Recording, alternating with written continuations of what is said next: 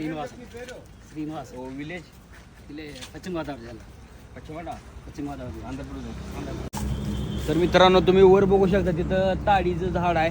तर ती ताडी काढायला लागलेत आता वर जाऊन काढतात. बघू आपण आता कशी काढतात आणि आल्यानंतर फ्रेश ताडी आपण काढल्या ताजी ताजी पिणार आहे.